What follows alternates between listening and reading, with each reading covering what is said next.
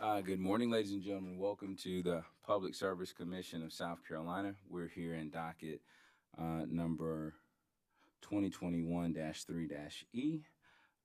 Let's get started by taking roll. Present in the hearing room, we have Commissioners Thomas, C. Williams, Powers, Belzer, J. Williams. And joining us virtually, we have Commissioners Caston and Irvin. Um, Yesterday, we recessed after witness Glick finished testifying, and we had an issue arise regarding discovery. Now, I am reading a letter that was filed by Attorney Wilborn um, that essentially memorializes the company's position on the issue. Um, I want to give Attorney Mixon an opportunity to respond to that letter or answer the question regarding the that was raised yesterday regarding the discovery request and or the motion to compel if one was filed, if she so desires. Attorney Mixon, Yes, Mr. Chairman, I would appreciate an opportunity to respond. please go ahead, ma'am. Thank you. Um, Ms. Clancy and I were able to confirm the timeline of events in North Carolina and in South Carolina proceeding, and we very much appreciate the opportunity to do so. We were not able to confer with Ms. Glick about her testimony as she was still under oath. So we would certainly appreciate an opportunity to ask Ms. Glick just a few questions to confirm the information that I'm about to say. Um, I am very far from an expert on unit commitment and not very good at reading a spreadsheet or other data.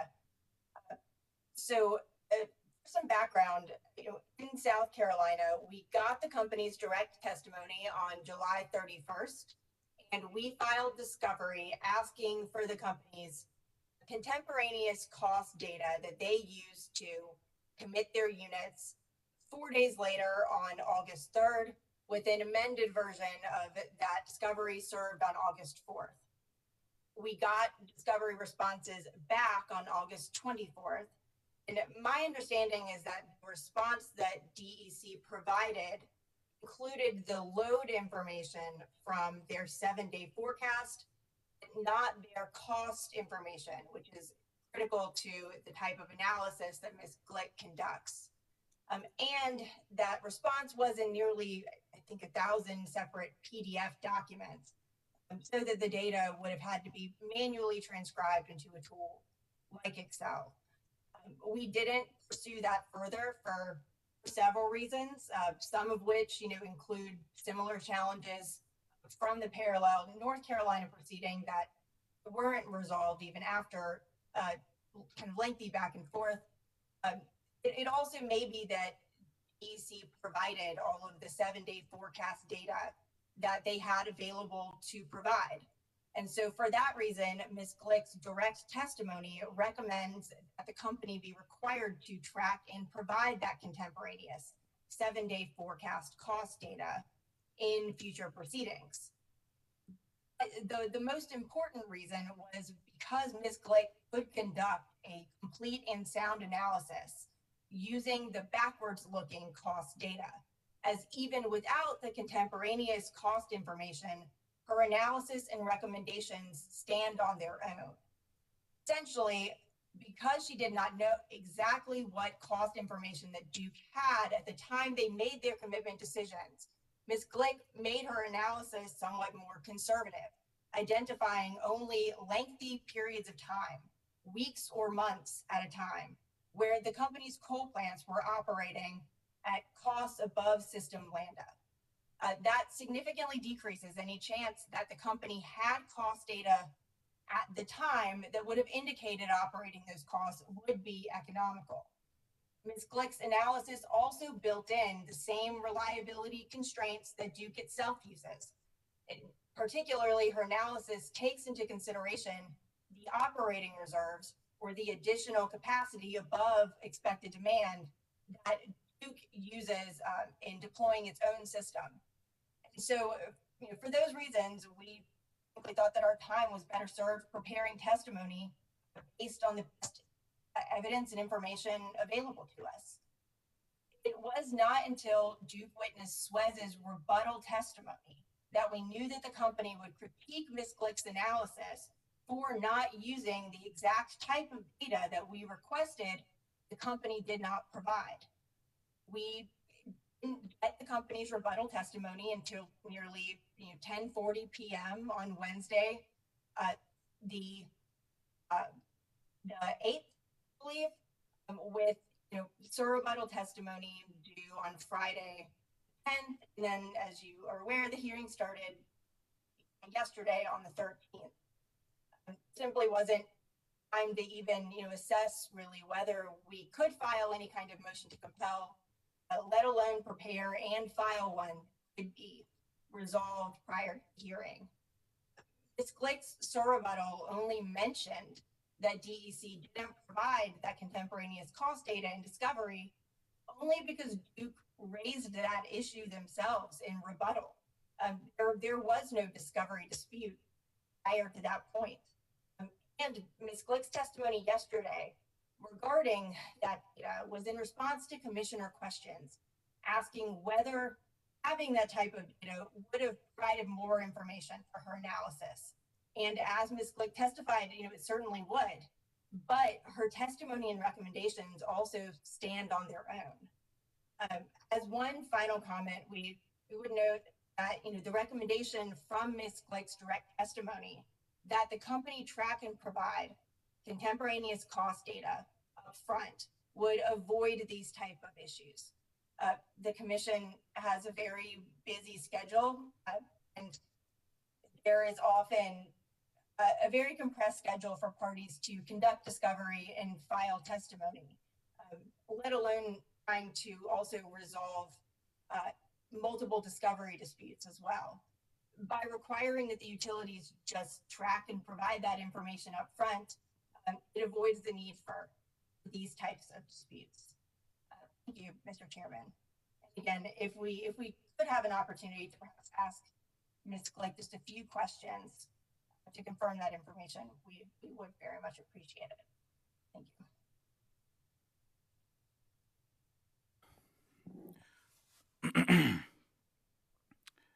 Thank you, Attorney Mixon. So, this is not the place to really resolve a discovery dispute. My concern arose due to the repeated statement the company did not provide information. I'm sensitive to allegations because once you allege that someone acted or did not act in a certain way, it undermines their credibility. And maybe in certain situations that is warranted. Here, though, because there's no record of a motion to compel, I find it strange for a witness to assert the company did not turn over information. If it was a strategic decision not to file a motion to compel, that's on the party.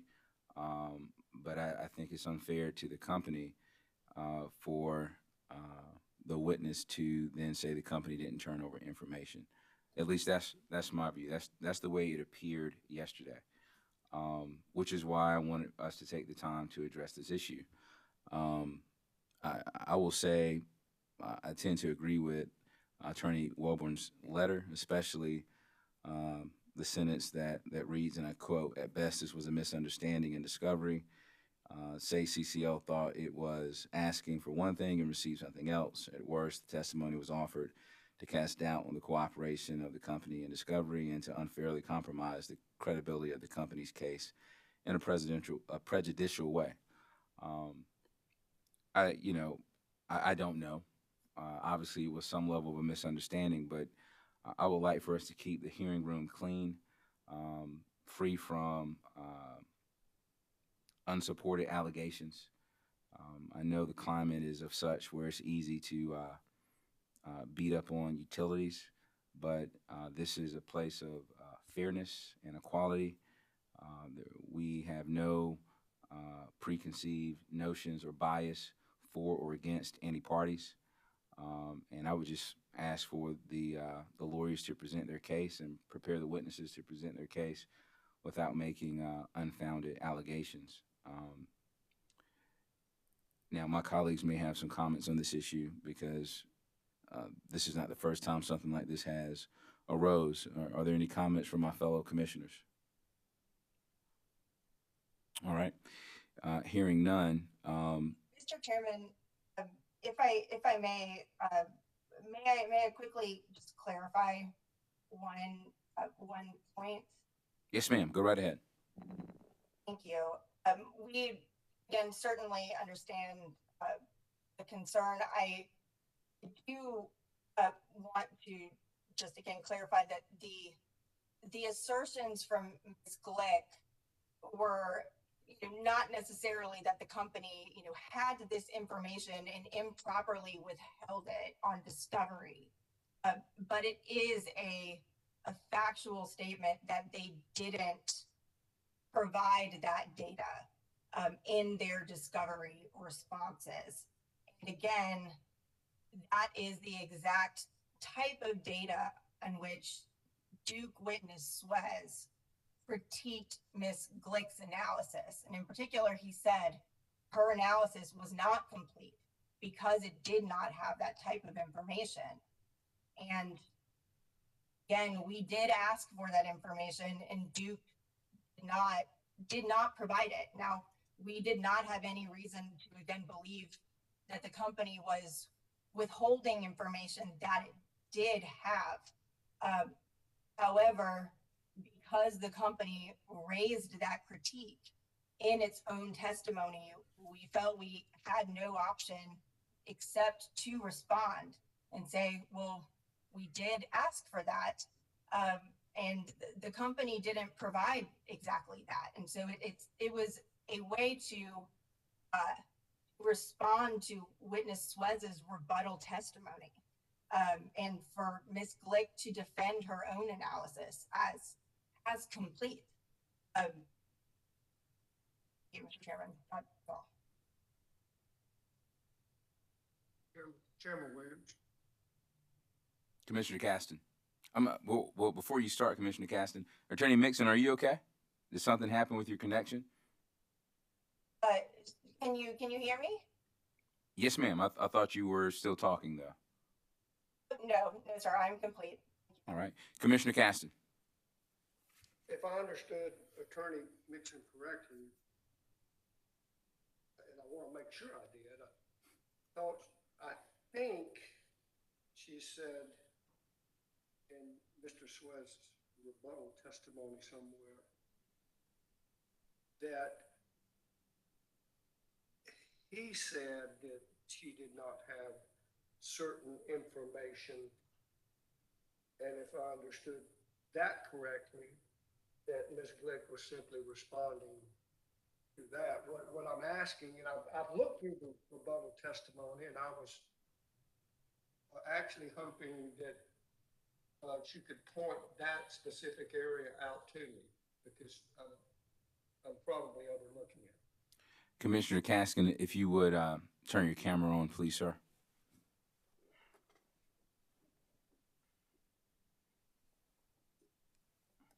I apologize. Excuse me.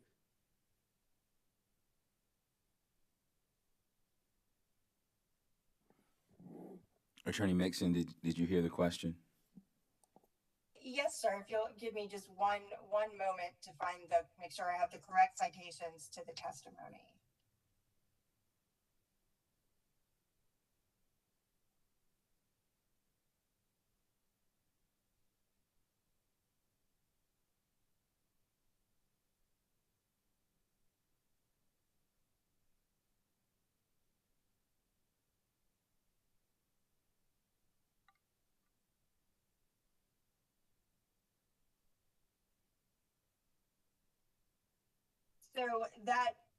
So in Miss Glick's testimony, that is in her rebuttal testimony on page 6, lines 3 through 11, and expanded upon somewhat through page 7, and in Mr. Suez's rebuttal testimony, I believe it's on pages 18 through 19. Suez's 18 through 19. I believe that's correct. So beginning, I think, on line 18 on page 18. And again, actually, I apologize, Mr. Chairman. I think it may also be on page, I think it's addressed at several points in Mr. Suez's rebuttal testimony. So on page 7 through 8, and then on also on pages 20. It's again in kind of several places, but yeah. Well, I've read the ones on 7 through 8, and I was reading 18 through 19. I have not read 20. But I guess what I'm asking, if you could specifically, or someone could specifically point out to me, because I well could be missing. I'm not seeing in this testimony, rebuttal testimony, where Mr. Suez is disputing Mrs. Glick's testimony because she didn't have this information that Duke didn't provide. Can you show me that specific? He disputes what she says. Yes, sir. So I think that is most directly on Mr. Suez's rebuttal on pages 7 through 8. That is where he critiques her use of system lambda as the metric for evaluating whether the coal plant is operating economically. And yeah, so it's where he is stating that system lambda is a calculation of instantaneous system incremental cost, whereas a unit commitment decisions are made based on the total variable cost of generation over a multi-day period. And then on page 8, lines 1 through 3, he states that system lambda is the appropriate price signal for dispatch decisions, but not for a backward-looking unit commitment analysis. Yes, ma'am. See, well, you can't see this, but I've read this, highlighted things, underlined things, and I read it again.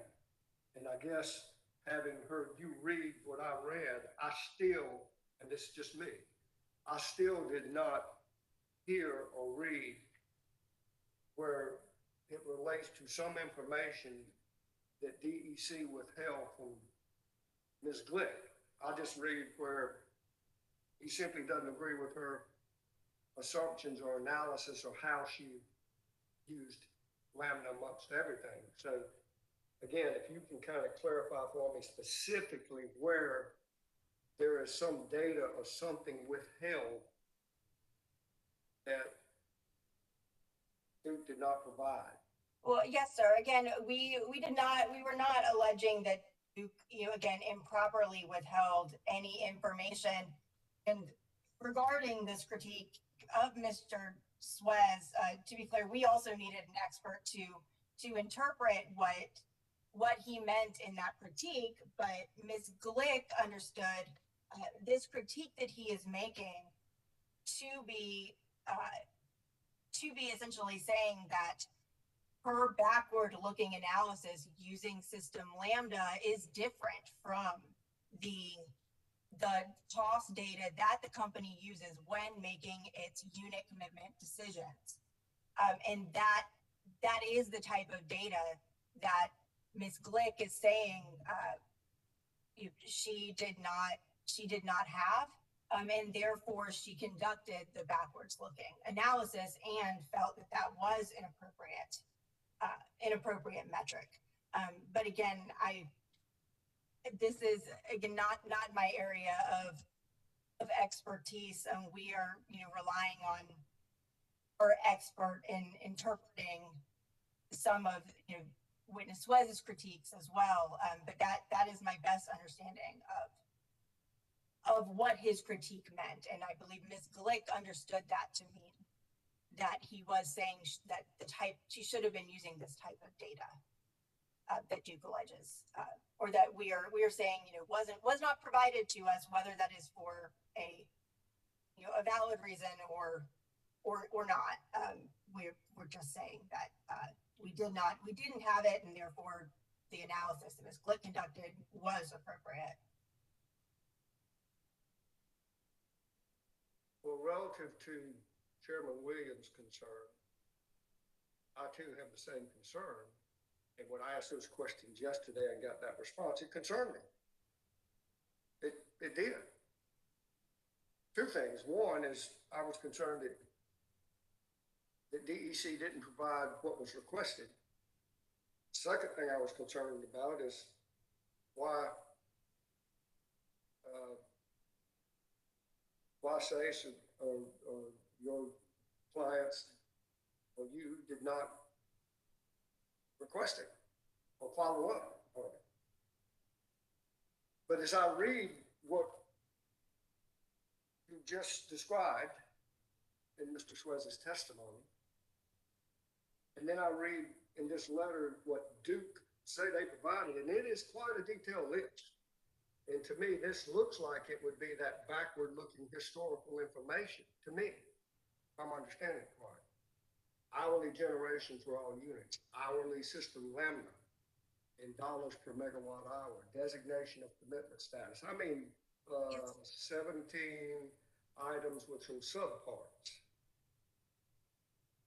Mr. Casson, or Commissioner Casson, if I might very, very quickly respond just to that, we are not claiming that the company did not provide backwards-looking cost data. They did. And that was the basis for Ms. Glick's analysis. And as you say, there was quite a bit of information the company did provide, and which Ms. Glick did use as the basis for her analysis. It is, I believe, one particular type of information, and that is what information did Duke have about the cost that they were projecting over the next 7 days. Like, what information did they have at the time that they were making their unit commitment decisions? And again, that is the type of data that Ms. Glick did not include in her analysis, but which witness Suez is saying that she should have included. And Ms. Glick was simply stating that, again, she didn't have access to that information for, whatever reason that may be. That having that information, and this was, in response to commissioner questions, that having that information would have resulted in a more robust analysis. Not that the one that she did was not, but that she could have conducted a more robust analysis with that type of data. And again, was simply responding to witness Suez's critiques and making that recommendation. And I would again underscore that Ms. Glick recommended in her direct that, to the extent the company isn't tracking that information currently or isn't retaining it in a format that that expert witnesses or the commission could review, that they moving forward should be required to do so. It is, if we certainly did not intend for this to be to rise to the level of any kind of significant discovery dispute, and apologize if that is how it came across yesterday, or for any misunderstandings.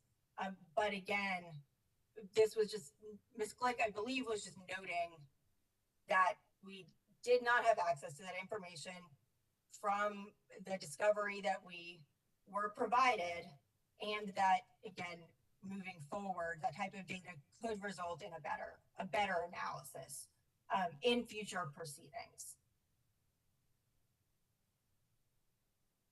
Couple of final questions and I'm through. Is it the company's responsibility to anticipate what information you need or want, or is it your responsibility to request the information you want? Well, Commissioner Caston, I believe it is a little bit of both. As a public regulated utility, I do believe that the company does have a some responsibility to ensure that they are tracking and retaining the type of information. I mean, particularly if it is the type of information that the company's witnesses will then critique interveners, expert witnesses, for not using in their analysis, that it would be appropriate for the company to have to track that information. And I also believe that it is also within the commission's purview to require that the company have to track that type of information. I think it is in the public interest and in the best interest of the commission to get an understanding from expert witnesses about the type of information that is useful to these important analyses. And Ms. Glick's recommendation is just, in the interest of ensuring that parties and the commission have as much information available to them as is reasonable to be able to conduct analysis and determine whether the company's actions are reasonable. Okay. And one thing I have a high level of confidence in relative to this commission is a strong desire for openness, transparency from us, from the companies, interveners, from everyone. I mean, I have a high level of confidence in that relative to this commission. So my final thought is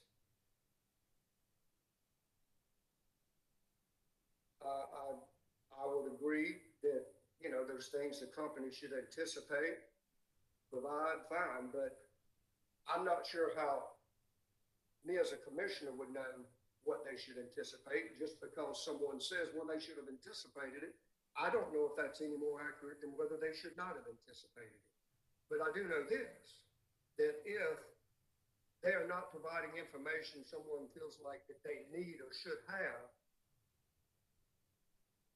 then that party needs to follow up with it, because I'm not capable of knowing or reading minds either. So I hope the path forward doesn't lead to these kind of discussions too much more. I don't think they're particularly beneficial. But that's all I have. Thank you. Attorney Wellborn, do you have anything you need to put on record? No, Mr. Chairman, I think the letter speaks for itself, and Mr. Swez will be available to testify a little bit later in this hearing, but thank you for the opportunity. All right. So Attorney Mixon, you wanted to bring Ms. Glick back to the stand for what purpose? It's simply to ask her to confirm the information that I have relayed to the commission this morning. Again, we were not able to confer with her yesterday afternoon, and simply want to ask her questions, just a couple questions, just about what data that she was provided with. Just because, again, I want to ensure that there haven't been any misstatements made to the commission this morning. Understood. I could only do my best at interpreting. Understood. All right, Ms. Glick, if you please would step onto the witness stand. You were sworn in yesterday. You're still on the oath. Ms. Mixon, please proceed with those questions. Thank you, Mr. Chairman. Ms. Glick, do you recall asking the Carolinas provide all reports, provide the contemporaneous unit cost projections and system marginal cost projections for the 7-day planning period? Yes, I believe that we did request that. Okay, and I'm keeping in mind that the company's response to that did contain confidential information. At a high level, could you describe what the company's response did include? Yeah, so they provided 2 separate sets of PDFs. They each had hundreds of pages of documents. The documents contained load information, so basically the megawatts that were available and planned to be used from each of the units, and there was some information on the cost of gas and coal, but there was no information on essentially the whole production cost for each unit that was selected, in the next 7-day period of time. So there were both the 7-day reports that contained load information, and then there was daily load information. I believe one produced 3 times a day, but they were all in PDF form, and there was no actual basically production cost data on the full cost of each unit. And the reason that would be important, and this is just getting at the point that you were when you were referring to Objection, Mr. Chairman, she's straying outside of the scope of Ms. Mixon's question.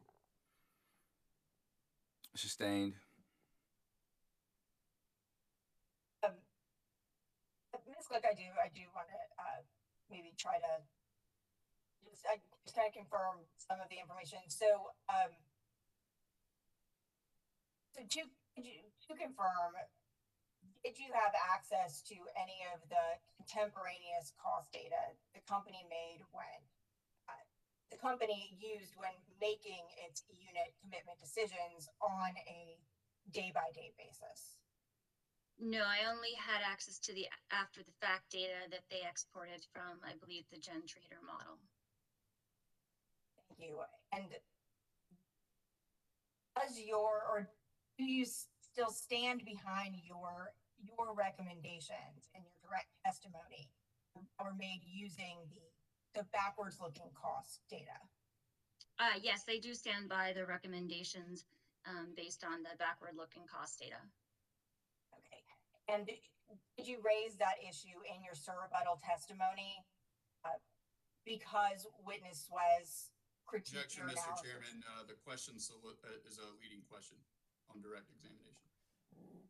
Sustained. I don't believe that the question was leading. It began with, did your analysis? I will make it more open-ended. Look, why did you include? Why did you address this issue of the contemporaneous cost data not being provided in your rebuttal testimony?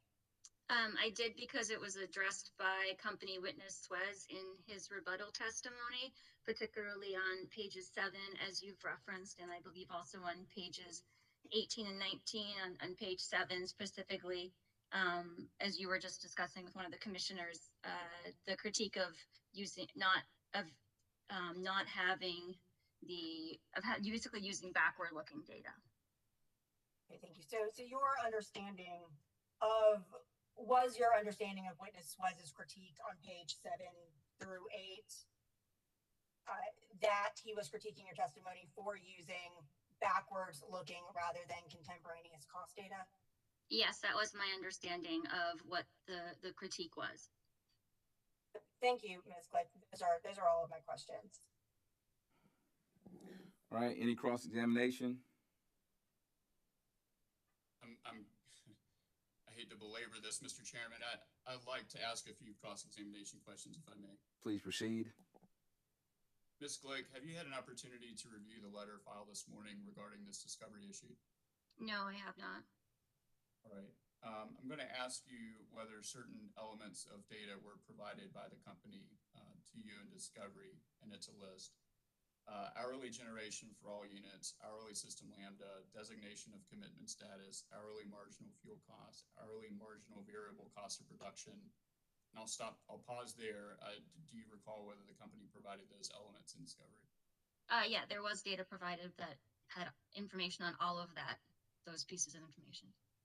Thank you. And I'll continue. Did the company provide hourly fuel burn costs, accounting fuel costs, unit incremental cost heat rate curves, economic minimum levels of production?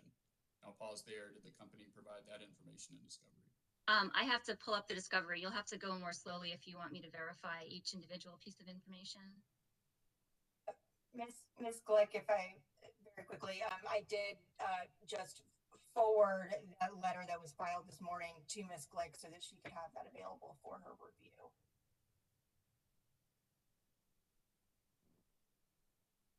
Mr. Chairman, I won't belabor this. I'll end my cross here, and Mr. Suez will be up later. Thank you for your indulgence. All right. If there's nothing else for this witness may step down from the witness stand and be excused. Mr. Chairman.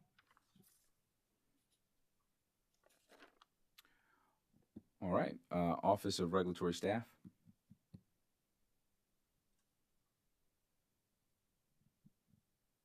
Thank you, Mr. Chairman. ORS calls its first witness Anthony D. Berzino. Mr. Brazino, if you would take the witness stand and pause to be sworn in by the court reporter.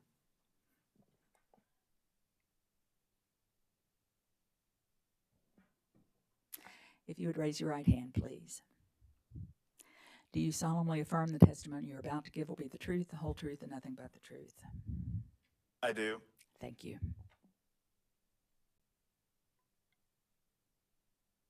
Mr. Berzino, please state your full name and occupation. My name is Anthony D. Berzino. I'm employed by the state of South Carolina as an audit manager for the Office of Regulatory Staff. Are you the same Anthony Berzino who pre-filed 18 pages of direct testimony in this case on September 1st, 2021? I am. Do you have any changes or corrections to your pre-filed testimony? I do not. If I asked you the same questions today as those posed in your pre-filed testimony, would your answers be the same? Yes, they would. Mr. Chairman, ORS asks that the pre-filed direct testimony of Anthony Berzino be entered into the record of this case as if given orally from the stand. The pre-filed direct testimony of Mr. Brazino will be entered into the record as if given orally from the stand. Mr. Berzino, did you also cause to be filed with your direct testimony 9 exhibits marked ADB 1 through ADB 9? Yes, I did. Do you have any changes, edits, or corrections to the exhibits? No, I do not. Mr. Chairman, ORS asks that Mr. Berzino's exhibits ADB 1 through ADB 9 be admitted into the record of this case as the next hearing exhibit. ADB 1 through ADB 9 will be marked as a composite exhibit and entered into the record as hearing exhibit 10.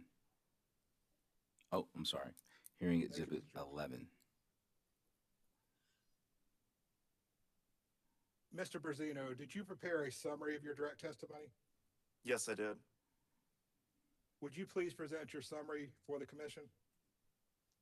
Good morning, Mr. Chairman and members of the Commission. The purpose of my direct testimony is to explain the scope of ORS's examination of Duke Energy Carolina's books and records as they pertain to the company's operation of the Fuel Adjustment Clause in the current filing and present the results of our examination. This examination included the review of base fuel, environmental, capacity, DERP incremental, and DERP avoided costs. ORS examined and verified the monthly over and under recovery balances as recorded by the company for the actual period that ended May 2021. ORS recalculated the balances for the estimated period that ended September 2021. My direct testimony also explains the 9 exhibits that I sponsored for this hearing. This concludes my summary. Mr. Chairman, Mr. Berzino is available for questions from the parties and the commission. All right. South Carolina Energy Users Committee. No questions. Thank you, Mr. Chairman. South Carolina Coastal Conservation League, Southern Alliance for Clean Energy. No questions for the witness.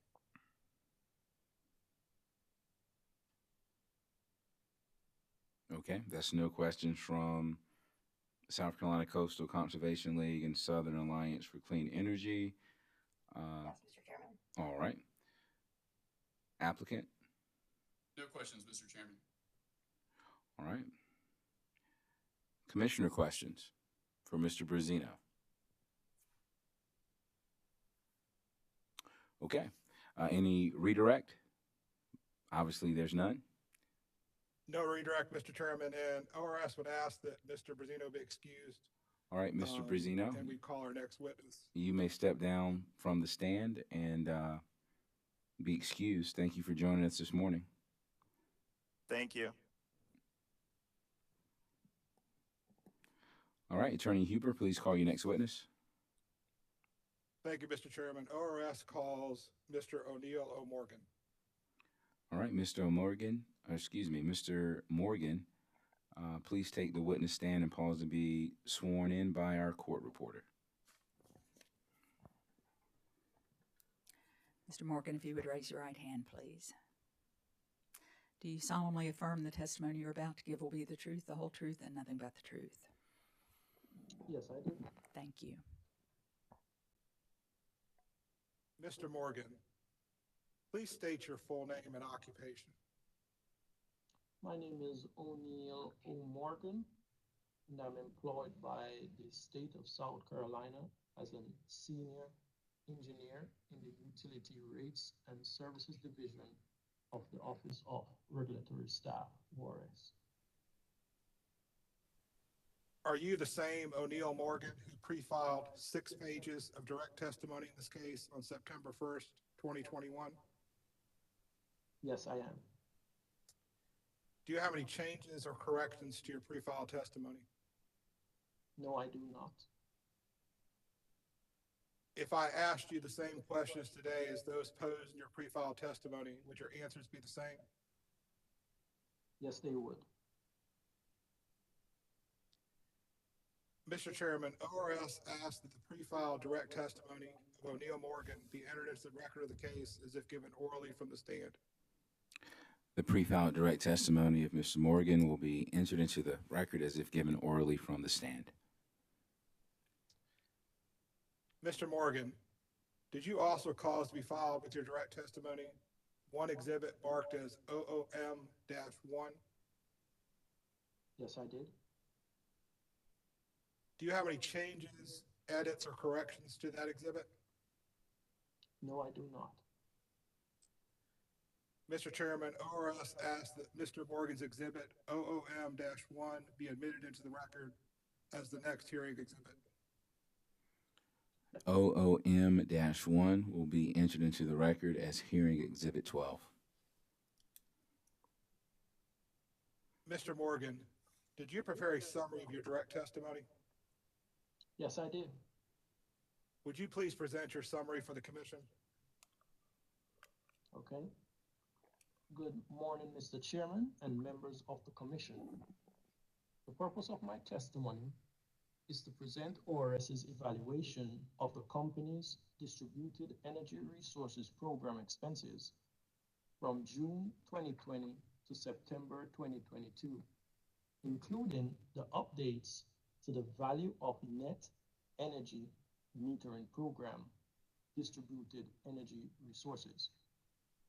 ORS reviewed the proposed annual DERP charges of $7.90 for residential, $31.57 for commercial, and $1,200 for industrial.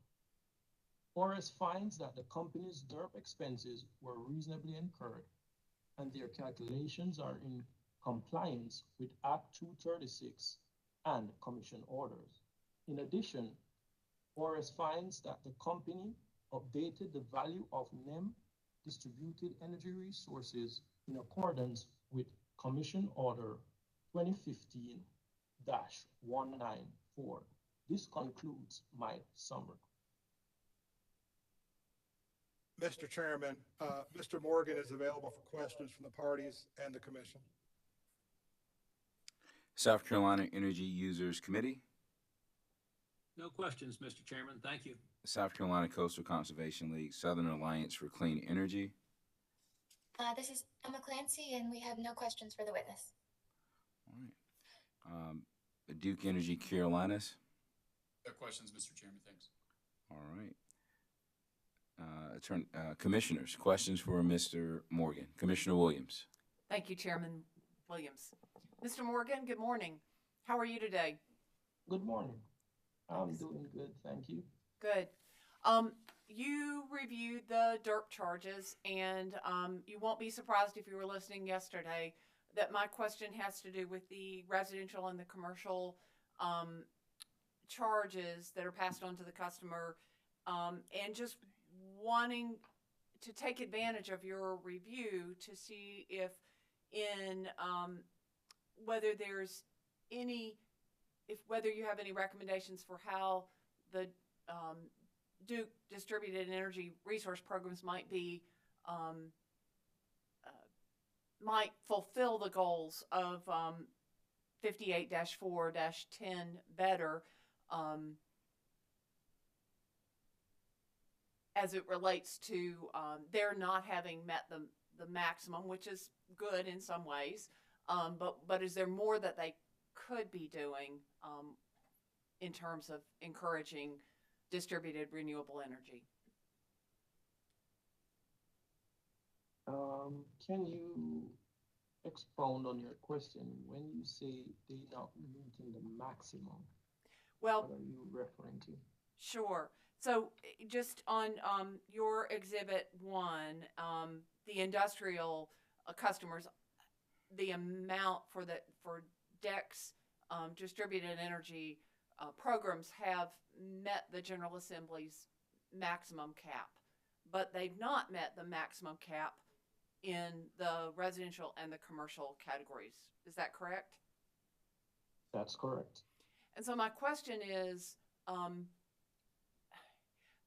efficiency is important, but the intention of the General Assembly's goal for these programs is also important.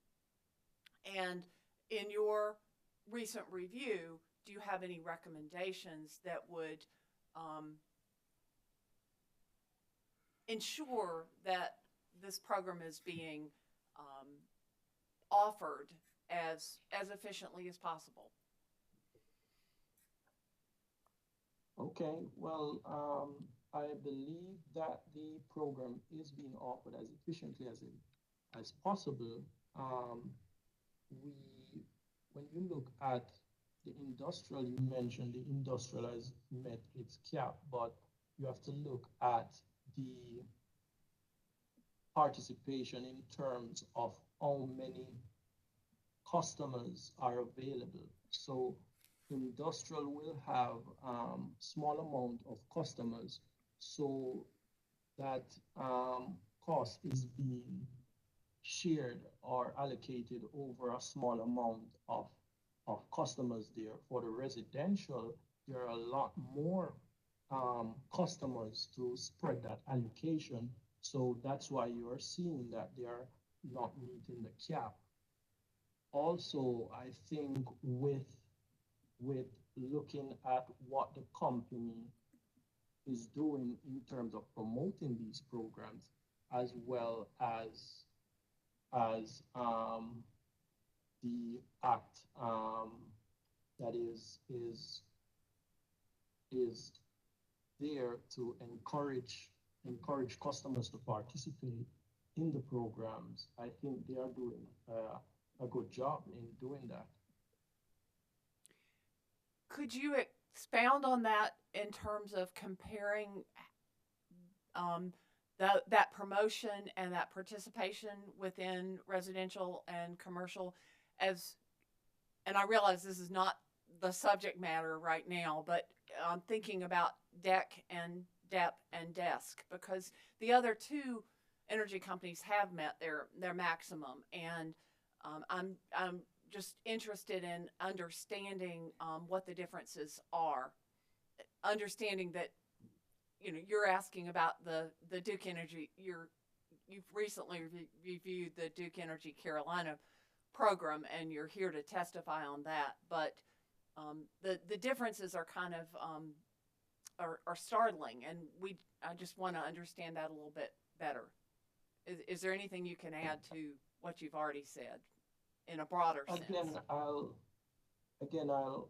always go to the number of customers that each utility has. It's just a larger amount here. That's it. That was actually my instinct when we were talking about this earlier. But does that mean that you're saying that there are more Duke Energy Carolina customers participating in their program than the other utilities have participating in their programs? Well, not looking at the numbers right now in terms of the number of customers as opposed to the number of participants, it's hard for me to make that determination on the stand right now, but that's my thought given the Okay. question. Okay. I appreciate your sharing your thought, and I kind of ask it in that spirit as well. So thank you very much. No further questions. Oh, thank you. Commissioner Powers. Oh, I'm sorry. She pretty much asked the question I was thinking about, so I would have nothing further to add. All right, thank you, sir. Any other questions from commissioners? Chairman Williams. Commissioner Caston. Thank you. Good morning, Mr. Morgan. Good morning. Did DEC provide all information and data requested or needed by you to make a comprehensive and thorough evaluation? Yes, they did. Thank you.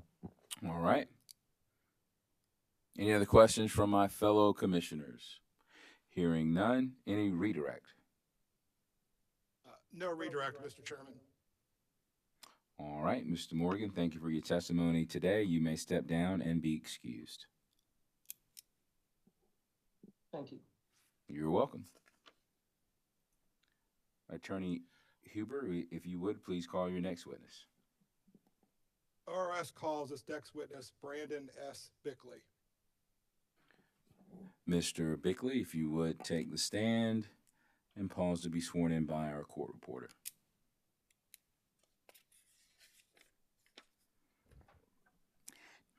Do you solemnly affirm the testimony you're about to give will be the truth, the whole truth, and nothing but the truth? Yes, I do. Thank you very much. Mr. Bickley, please state your full name and occupation. My name is Brandon S. Bickley. I am a senior analyst with the South Carolina Office of Regulatory Staff. Are you the same Brandon S. Bickley who pre-filed 7 pages of direct testimony in this case on September 1st, 2021? Yes, I am. Do you have any changes or corrections to your pre-filed testimony? No, I do not. If I asked you the same questions today as those posed in your pre-filed direct testimony, would your answers be the same? Yes, they would. Mr. Chairman, ORS asks that the pre-filed direct testimony of Brandon Bickley be entered into the record of this case as if given orally from the stand. The pre-filed testimony of Mr. Bickley will be entered into the record as if given orally from the stand. Mr. Bickley, did you also cause to be prepared and filed with your direct testimony 6 exhibits marked as BSB 1 through BSB 6? Yes. Do you have any changes, edits, or corrections to those exhibits? No. Mr. Chairman, ORS asks that Mr. Bickley's exhibits BSB 1 through BSB 6 be entered into the record of this case as the next composite hearing exhibit. BSB 1 through BSB 6 will be marked as a composite exhibit and entered into the record as hearing exhibit 13. Mr. Bickley, did you prepare a summary of your direct testimony? Yes, I did. Would you please present your summary for the commission? Absolutely. I can still say morning. Good morning, Chairman and members of the Commission. The purpose of my direct testimony is to set forth ORS's recommendations resulting from ORS's examination and review of Duke Energy Carolina's power plant operations used in the generation of electricity to meet the company's South Carolina retail customer requirements during the review period. In preparation for this proceeding, ORS examined various fuel and performance documents related to the company's electric generation and power plant outage and maintenance activities. ORS analyzed the company's monthly fuel reports, including power plant performance data, unit outages, heat rate data, and generation statistics. ORS also monitored electric generation statistics through industry and governmental publications. ORS attended, via virtual participation, the Nuclear Regulatory Commission's 2020 annual assessment meeting for the Catawba, McGuire, and Oconee nuclear stations. Additionally, ORS met virtually with company personnel from various departments to discuss and review the company's electric generation, power plant outages, and maintenance activities. Based on ORS's review of the company's operation of its generation facilities during the actual period of June 2020 through May 2021, ORS determined that the company made reasonable efforts to maximize unit availability and minimize fuel costs. ORS found the company's plant outages to be reasonable based on ORS's review of the outage data from the actual period, forecasted outage data from docket number 2023E, historical outage data from previous annual fuel proceedings, and industry experience. ORS also found the company's maintenance schedules and projected performance data for its power plants for the estimated period of June 2021 through September 2021, and the forecasted period of October 2021 through September 2022 to be reasonable. This concludes my summary. Mr. Chairman, Mr. Bickley is available for questions for the parties and the commission. South Carolina Energy Users Committee. No questions. Thank you, Mr. Chairman. South Carolina Coastal Conservation League, Southern Alliance for Clean Energy. No questions for CCL and CASE. Thank you, Mr. Chairman. Duke Energy Carolinas. No questions, Mr. Chairman. Fellow commissioners, questions for Mr. Bickley. Commissioner Thomas. Thank you, Mr. Chairman. And thank you and good morning, Mr. Bickley. I have a question. Commissioner. I have a question that's not really related to this proceeding, but based on your background and experience, just a little bit curious here. With your work at the Navy and the units that are utilized on ships, submarines, or whatever, as somebody that knows nothing about any of this stuff, I've just kind of thought to myself that perhaps those units will be somewhat similar to the modular small units that seem to be under development and get discussed from time to time. Just based again on your background and experience, can you shed any light on any of that? I mean, it just seems to me that that those sorts of things should be similar enough to where we could move forward a little bit more quickly on these modular units. Is there anything you can help me out there with? Thank you for the question, Commissioner, and I apologize, the feed went in and out a little bit, and correct me if I'm wrong, I think your question was, are reactors that are on a submarine or a carrier similar to shore-based reactors? Is that your question? Yes. I apologize, the feed was going a little in and out. No, that's probably my fault. Yes, that's basically it, but in terms of how those units may be similar to the modular units that seem to be under development that's going kind of slowly, the slow modular units for land-based, is there much similarity there, or is it just totally different? So, and again, I appreciate the question. I think first I would like to start out by saying that ORS is, in general, monitoring all of the updated processes for nuclear plants as well as other fuel types. But we are watching the research and the development for small modular reactors very closely. And specific to my background, working for the Navy, working for the Department of Energy and the Department of Defense, without going into too much detail, because again, some of those, some of the designs for the carriers and submarines are classified information. The design to a small modular reactor is similar. I can tell you that the design is similar, the idea is similar, and the power production can be similar, in some instances greater for a submarine and carrier to some of the SMR designs. But there are similarities, yes, sir, there are. Okay, thank you. I appreciate that. You're welcome, absolutely. Commissioner questions. Commissioner Powers. Thank you, Mr. Chairman. Mr. Bickley, I was looking at your chart, and it seems like that the Cliffside and the Marshall plants seem to have more problems than any of the others as far as forced outages and having to take them offline, and that the nuclear plants don't seem to have that same sort of problem. What affects or causes the coal and the dual fuel plants to have inferior performance or to have more problems?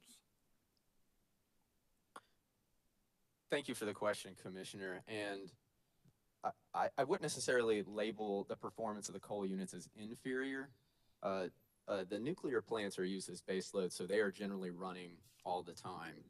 And per how the company dispatches its units, the nuclear units are called upon first, typically. So I don't think I would classify the coal units as inferior. And I believe you're looking at my exhibit BSB-1. Is that correct, sir? That's correct. I just want to make sure I'm looking at the thing. Okay, thank you. So, and you do point out that the Cliffside units, and I believe you said the Marshall units, several of them do have higher forced outage factors. Some of that does relate to more maintenance being done on the coal units as compared to the nuclear units during the review period. If you actually look back at the previous fuel proceeding, you'll see in last year's fuel proceeding, Marshall Unit 3 actually had a forced outage factor of 12.8, which was the highest, and then several of the other coal units had lower fuel factors. And then if you look at this proceeding, you do see several more coal units having higher forced outage factors. Some of that also is attributed to Duke Energy Carolinas has retrofitted several of their coal units to be dual fuel units. And when you do that sort of maintenance and that sort of upgrade, you will have outages afterwards subsequently to make sure things are running properly or to fix something of that nature. So several of the units also had outages that were based off of the upgrades to dual fuel. And if you actually look at the availability factor and the capacity factors for the coal units compared to previous proceedings, they are somewhat similar. You do see some oscillation in the AF, the CF, and the FOF, which we typically do see year to year. But again, I wouldn't, as you mentioned earlier, I don't think I would classify the coal units as inferior. I think we're seeing what we expected to see, especially given how some of the units were upgraded for dual fuel. Would it be fair to say that, and I noticed a great difference between the fuel costs and it's a much higher cost to operate a coal or a fuel facility, dual fuel type of facility.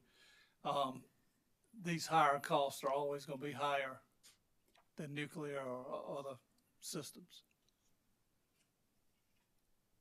So typically you do see it, and if you look at my exhibit BSB-6, that's where I take a look at not just the cost, but I also look at the generation of the units as well. But we factor that into an average fuel cost in cents per kilowatt hour. And as you can see in BSB-6, the nuclear units are the least expensive compared to the natural gas and the coal units. The natural gas are the next least expensive, and then you have the coal units, or the coal units that are also dual fuel. And right now, during the review period, we did see where coal prices were more expensive as compared to natural gas and nuclear. As we're watching the markets today, we're watching the natural gas prices increase, and that's actually something Witness San Donato can speak to in more detail as far as the changing in markets and pricing for fuel. But if you actually look back several years ago around the 2018 timeframe, the pricing for natural gas and coal was very similar. So as the market changes, as things in the market change, we do see prices oscillate. But typically going back several years, you are correct in pointing out that the nuclear units are the least expensive compared to coal and natural gas. What portion and just an estimate of the that makes coal cost higher, how much of that is the environmental factor and environmental costs? Some of it is environmental. The coal units do also take, they have to use reagents, and there's a cost associated with that as well. And the operation of the plants, there are multiple factors involved in that. And again, Witness San Donato would be better suited to talk about the contractual prices that associated with fuel. My review was based on the power plant performance of the units. Can you or can Mr. San Donato quantify the environmental costs in some manner, because these charts and these exhibits do not?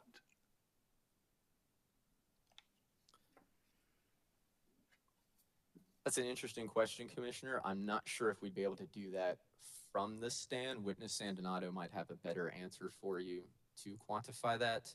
I can tell you that we took to develop my BSB dash 6 exhibit.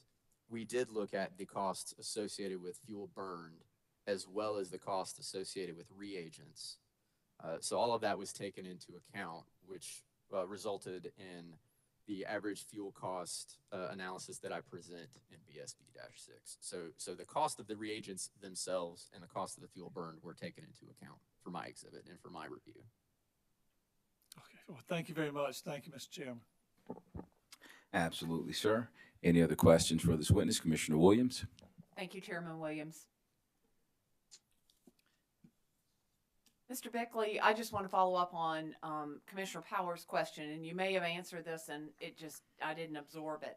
On the coal dual fuel facilities, what is it that causes them to have more performance challenges? So, and I apologize if I misspoke. The coal and dual fuel units, I wouldn't classify as having more challenges with operation. And the company witnesses, perhaps witness Wes, I'm not sure, would be able to really dive into all of the operational factors involved when you upgrade a unit to dual fuel. But in our discussions with the company, in our review of the data provided by the company, both in discovery and then subsequent follow-up, when you convert a unit to dual fuel, there are some challenges involved with that, simply because you are taking one unit that burns one type of fuel and then modifying it to burn two types of fuel, to co-fire fuel. So whenever you make substantial changes from an engineering perspective, you're going to have potential for either outages down the road or for maintenance or essentially like a checkup, almost like a doctor's visit, to make sure that you're, just like we go to the doctor for a checkup to make sure we're functioning properly. You want to make sure after you do very big upgrades and retrofits, you want to make sure that those things are working properly, that the mechanics are working properly. So that's all I meant by those statements to the questions earlier. And again, if you look at, and it would be my exhibit BSB2, and it's on 2 different pages. If you actually go back the last few fuel proceedings for planned outages, the numbers are very similar. 12 for this proceeding, 10 for the previous, and then 11 for 2 proceedings ago. For forced outages in this proceeding, we had 2. There were 2 in the previous proceeding, and then going back to 2019, there were 3. So again, just to reiterate, I wouldn't constitute the coal units as operating poorly. They're operating as we expect them to, based on our review. I'm going to try and summarize that really, really simply, but I think you're saying that with multiple fuel sources, there are more variables, and whether it's a checkup or whether there's an issue, there are checkup, to use your analogy, they're just more challenges that come with it, not necessarily bad challenges, but things that just need to be dealt with. Yes, Commissioner, that's a fair statement. Yes. Okay. Thank you very much. Appreciate it. Thank you. Mr. Chairman. Vice Chair Belzer. Good morning, Mr. Bickley. Good morning. Mr. Bickley, in your testimony, you indicate that DEC utilizes economic dispatch. Is that correct? Yes, it is. Did ORS review Duke's dispatch and commitment process? Yes, Commissioner, we did. We directly asked for their procedure and their policies and programs. We reviewed the procedure that Mr. Wellborn made reference to yesterday. We sat down with the company, and as we typically do in a fuel proceeding, we have extensive discussions with company personnel. And part of those discussions dealt with economic dispatch, how the unit commitment list is formed, how their forecasts are done, and then what the company's processes and policies are for economic dispatch. And did ORS identify any issues with regard to the dispatch and commitment of units that may have led to increased fuel cost? No, we did not, Commissioner. Thank you. That's all I have, Mr. Chairman. Thank you. All right. Mr. Chairman. Commissioner Irvin, and then Commissioner Caston. Yes, sir. Mr. Bickley, good morning, sir. How are you? Doing fine, sir. How are you? Great. Did you look at the hedging program that Duke has used in the review period to try and anticipate potential cost increases for fuel? Commissioner, my review focused on power plant operations, so that question would better be suited for either witness Sandonato or witness Brazino. Probably witness Sandonato. Yes, sir. I'll ask him about it. Thank you. Yes, sir. Thank you. Commissioner Caston. Thank you, Chairman Williams. Good morning.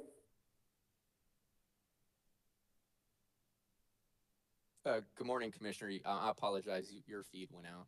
I think it's back now. I'm sorry. Good morning, Mr. Bickley. Can you hear me okay? Good morning. Yes, sir, I can. Were you in the Navy?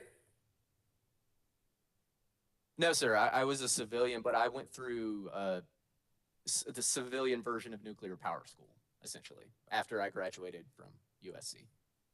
At Norfolk Naval Shipyard, I see. Yes, sir.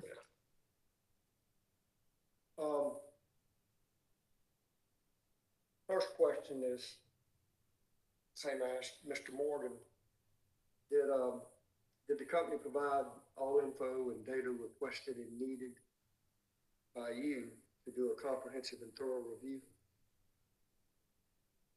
Yes, sir. The company did. We have a very robust review process where we look at the system-wide overall fuel operations of the company.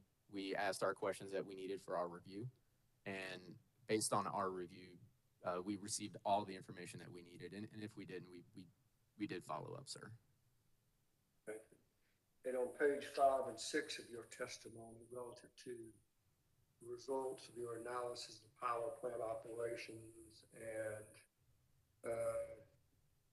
recommendations on adjustment of fuel factors, which you've gone over, it says ORS determined that the company made reasonable efforts to maximize unit availability in every reasonable effort to minimize fuel costs.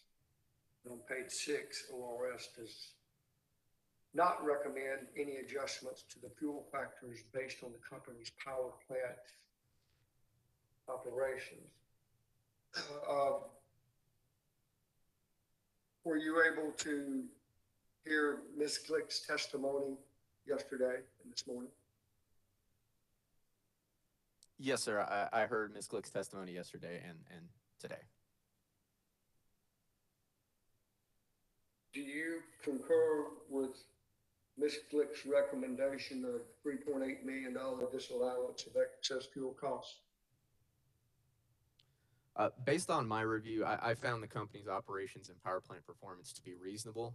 Again, based on looking at the system as a whole, looking at the availability factor, forced outage factor, capacity factor, megawatt changes, deratings, re-ratings, up-ratings, plant outages, plant maintenance, their performance, looking at the generation mix, comparing all of that to not just the AFCF and FOF that the company provided us, but looking at the NERC-GADS data, looking at the EIA data for heat rate, looking at our review in totality, I found, based on my review for the power plant operations side, the company's operations to be reasonable, that they did make reasonable efforts to lower costs for customers or make every reasonable effort to do so.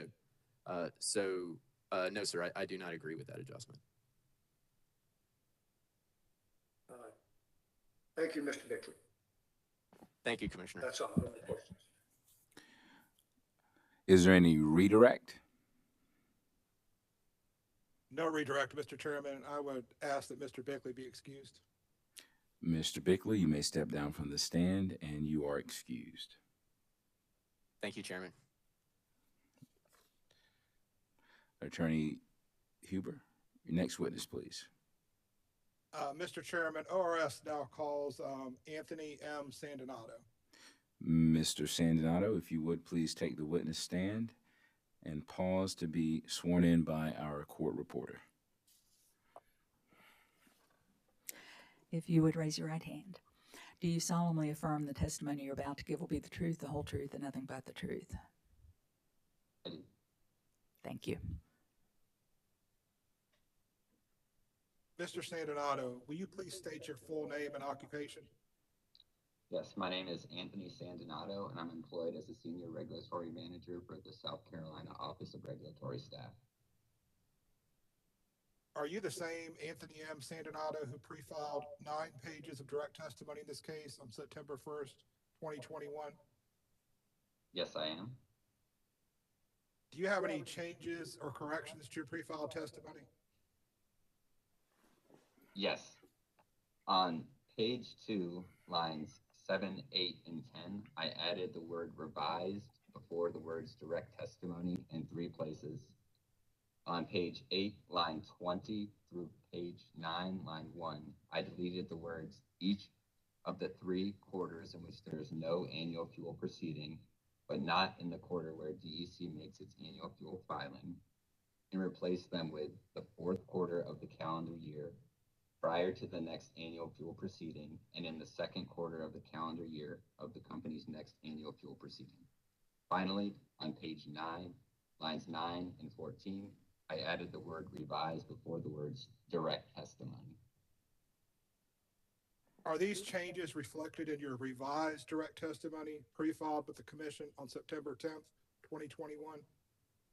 Yes, they are. Mr. Chairman, ORS asked that the pre-filed revised direct testimony of Anthony Sandinato be entered into the record of this case as if given orally from the stand. The pre-filed revised testimony of Mr. Sandinato will be entered into the record as if given orally from the stand. Mr. Sandinato, did you also cause to be filed with your direct testimony and revised direct testimony 5 exhibits marked as AMS 1 through AMS 5? Yes, I did. Do you have any changes or corrections to those exhibits? No, I do not. Mr. Chairman, ORS asked that Mr. Sandinato's exhibits AMS 1 through AMS 5 be entered into the record of the case as the next composite hearing exhibit. Exhibits AMS 1 through AMS 5 will be marked as a composite exhibit and entered into the record as hearing exhibit 14. Mr. Sandinato, did you prepare a summary of your direct testimony? Yes, I did. Would you please present your summary for the Commission? Yes, I will. Good morning, Mr. Chairman and members of the Commission. My testimony sets forth ORS's findings and recommendations resulting from our examination of Duke Energy Carolina's fuel expenses used in the generation of electricity to meet its South Carolina retail customer requirements. ORS examined various fuel-related documents as part of our review. These documents address the company's fuel, environmental, and purchase power expenses for the actual, estimated, and forecast periods. In preparation for this proceeding, ORS analyzed the company's monthly fuel reports, examined the company's contracts for nuclear fuel, coal, natural gas, fuel oil, transportation, and environmental reagents. ORS also evaluated the company's policies and procedures for fuel procurement. ORS met with company personnel on multiple occasions representing a variety of areas of expertise to discuss and review the company's fossil and nuclear fuel procurement, fuel transportation, environmental costs and compliance procedures, forecasting, and general company policies and procedures regarding fuel procurement. ORS reviewed the company's projected sales and analyzed them with regards to the projections from its last fuel proceeding and the actual sales from the actual period. ORS found the company's sales projections to be reasonable and in line with historical sales data. ORS reviewed the company's supplemental forecasted costs for nuclear fuel, coal, natural gas, fuel oil, transportation, and environmental reagents for the estimated and forecast periods. ORS compared the monthly projected cost to historical projections, actual data, and commodity prices from numerous industry publications. ORS found the company's forecasted cost to be reasonable. Should the Commission approve the rates as proposed, the average monthly bill for a residential customer on rate RS using 1,000 kilowatt hours would increase from $116.24 to approximately $119.77, a net increase of $3.50. In addition, ORS recommends that DEC provide a forecast to all interested parties of the expected fuel factor to be set in its next annual fuel proceeding based upon its historical over-under recovery to date and forecast of prices for fuel required for the generation of electricity. ORS recommends these forecasts be provided during the fourth quarter of each calendar year prior to the next annual fuel proceeding and in the second quarter of the calendar year of the company's next annual fuel proceeding. ORS also recommends the company continue to actively monitor commodity and transportation costs outside of quarterly filings made to the Commission, and if a large increase or decrease is experienced in the period between the company's most recent quarterly forecast and the filing of the company's direct testimony in its annual fuel proceeding, then the company should update its forecast to include pricing that is most current and accurate in the filing of the company's direct testimony. This concludes my summary. Mr. Chairman, Mr. Sandonato is available for questions from the parties and the Commission. South Carolina Energy Users Committee, excuse me. Yes, sir, Mr. Chairman. Mr. Sandonato, you testify, and in particular, it's found on page 8 of your revised direct testimony, that the ORS recommends that Duke provide a forecast to all interested parties of the expected fuel factor. Have I summarized that limited part of it correctly? Yes, you have. And would, in the mind of the ORS, would interested parties include the interveners in this docket, such as SCEUC and SACE CCL? Yes, it would. Now, I noticed you did revise your testimony on the number of forecasts that you were recommending, really from 3 to 2, and I'm curious as to why you revised your testimony. Certainly. The reason I revised my testimony is looking back at the stipulation that was filed in last year's fuel proceeding. This was the schedule that was agreed to by us, by the company, and also by you, Mr. Elliott. All right, sir. So you really, it was the consistency was your motivation. Is that correct? Yes, that is correct. And you understand from the Duke testimony that the July 30 pre-file testimony was based on an April forecast. You understand that, don't you? Yes, I do. And you understand that 18 days after Duke filed its July 30 pre-filed testimony, it revised its direct testimony relying on a July forecast. Do you understand that? Yes, I do. Now, you might be able to help me here because the Duke testimony has sort of educated me as to the frequency and schedule of their forecast. Do you now understand that Duke performs an April forecast every year? Yes, it's my understanding that the company does quarterly projected forecasts. All right, and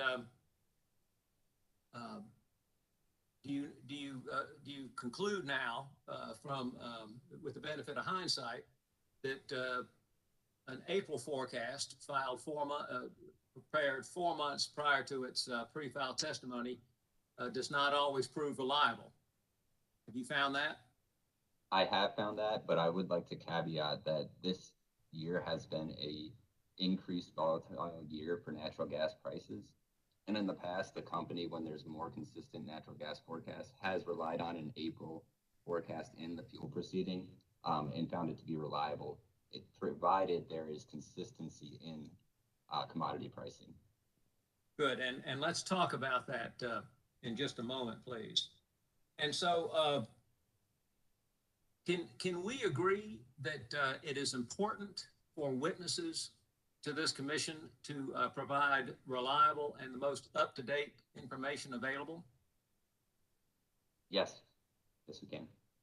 And can we agree then, Mr. Sandinato, that Duke, in filing its July 30 pre-file testimony, failed to provide the most reliable and up-to-date information to the commission? I think Duke used the information from April that was available at the time, but since that forecast, there were changes. I agree. All right. Commodity pricing in particular. Excellent. Now, can we agree that commodity prices go up and go down?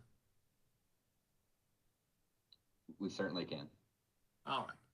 And in fact, we can reliably predict that commodity prices will go up or will go down, can't we?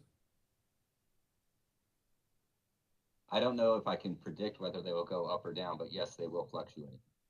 All right. Well, would you prefer, if I ask you if you would agree that it is predictable that commodity prices will fluctuate? Yes. And can we agree that had Duke had a more recent forecast than the April 2021 forecast, that its July 30 testimony would have proven accurate and reliable? We can agree that at the time of the filing, it would be more accurate and reliable. However, I would like to point out that this year has been very volatile in natural gas prices.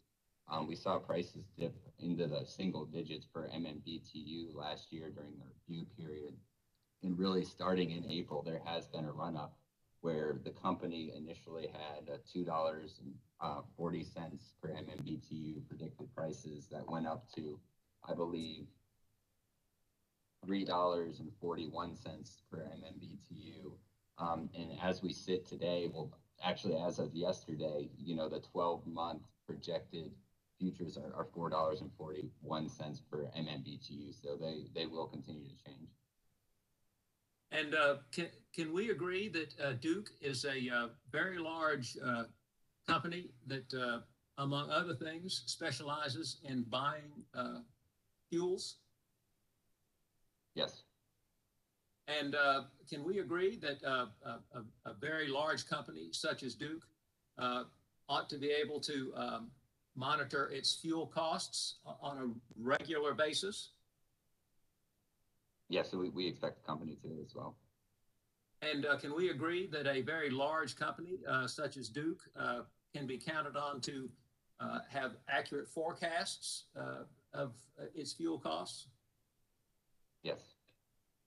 And can we agree, do you agree with, I apologize, I'm terrible with names, no offense to Mr. Sykes, but do you agree with Mr. Sykes' testimony of yesterday afternoon that had he had a June 30 forecast, that his July 30 testimony would have proved to be accurate and reliable? I believe that it would have been more accurate at the time based on more current data. But again, the markets always continue to fluctuate. So it's important to also understand that as part of this annual fuel review, we are able to look back and account for those corrections.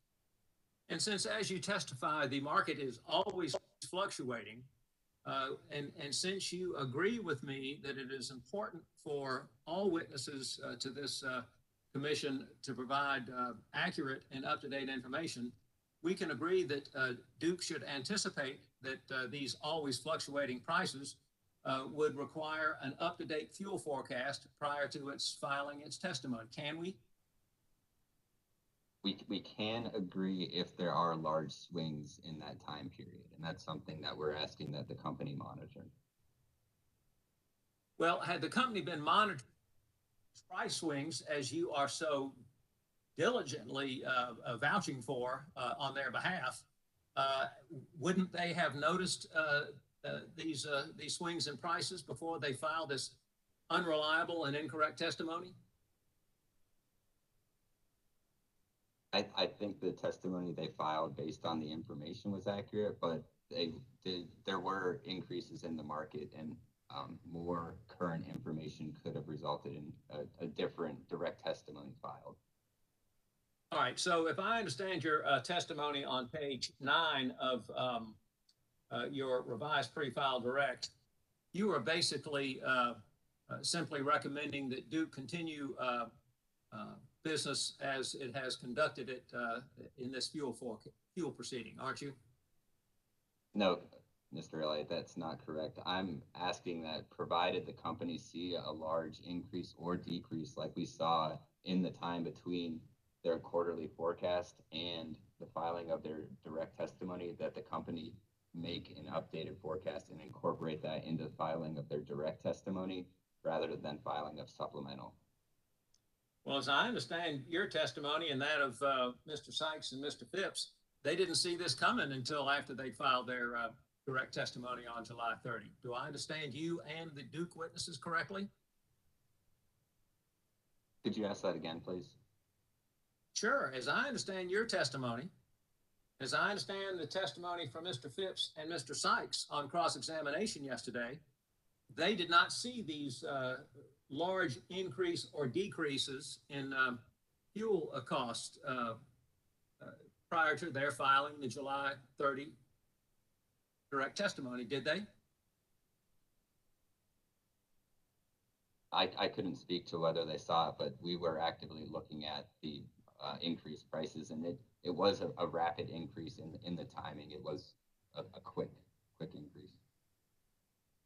So if I understand your testimony, the ORS would object to an order of this commission requiring Duke to file its fuel testimony based on a forecast performed 30 days before the due date of that testimony. ORS objects to that safeguard. No, ORS would not object to that.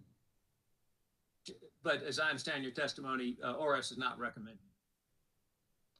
No, Mr. Elliott, we realize that there is an issue with the timing of this, but there are essentially three options that we could do is, mandate a filing of, or mandate a forecast within a certain time frame, like you suggested, altering dates of the fuel proceeding, or the company could change internally how it decides or when it decides to forecast. But that's what we're trying to get out of this proceeding so that this does not happen again.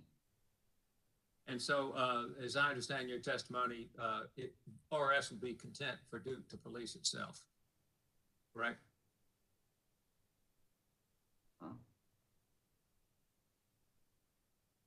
We would want to have further discussions with the company on this issue, but we hadn't put in any recommendation for it in this proceeding, but we want to address the issue. Thank you, Mr. Santanato. Mr. Chairman, thank you very much. I have no further questions. You're welcome, sir. South Carolina Coastal Conservation League, Southern Alliance for Clean Energy. No questions. Thank you, Mr. Chairman. All right. Duke Energy Carolinas. Yes, Mr. Chairman, just some brief questions for Mr. Santanato. Hello, Mr. Santanato. Good morning, Mr. Welcome. Good morning. ORS represents the public interest, right? Yes. And as part of that representation of the public interest and advocacy for the public interest, ORS is tasked with various auditing and examination functions of the company's processes and numbers and figures. Does that sound right? Yeah. In the context of a fuel case, can you give me just a high-level overview of all the various pieces of parts that ORS reviews in its examination of the fuel case? Yes. So ORS looks at all of the company's policies and procedures for the procurement of all fuel types, as I discussed in my summary. We also look at all the power plant performance and operation as detailed by Mr. Bickley. We also do a thorough audit of the books and records, which is presented by ORS witness Brazino. So we're looking at the contracts, how the company's procuring the fuel, the cost incurred, verifying the costs incurred, verifying that everything is allocated properly to the customers. Do you have any notion or idea of how many data requests and requests for information that ORS sends to the company as part of the fuel case? I know that our initial data request is over 100, almost 150 questions with multiple subparts. And then subsequent to that, we have a secondary data request that we send out after the company's filed. In addition to that, we have multiple follow-ups coming to the company from ORS's audit department, the Energy Operations Division, as well as the Energy Efficiency and Renewables Division. Thank you. And I'm going to quick remind myself as to when we filed direct testimony in this case initially, July 30th. Did the company file direct testimony on July 30th in this case? Yes, they did. And so do you recall when ORS's first audit information request was sent to the company related to the fuel case?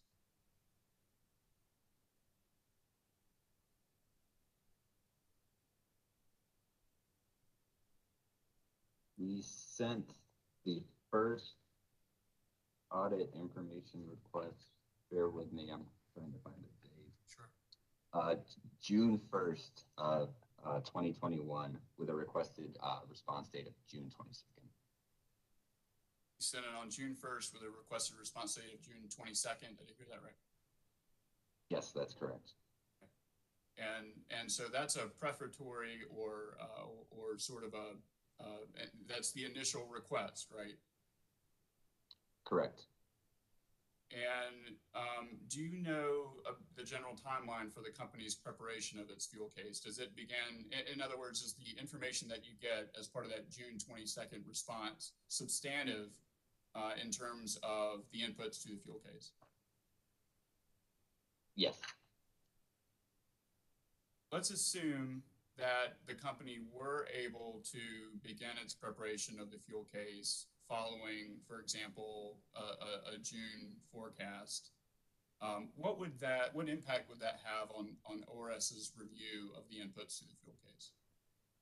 Yeah, it'd be similar to what we had to do in this proceeding. So it would impact the company's forecasted data mainly. It's after the review period, so everything historical we would already have, but we'd be working with the company on their updated, estimated, and forecasted period. So it would entail looking at commodity prices, where they're at, company sales, where they're projected to go, as well as projected environmental costs.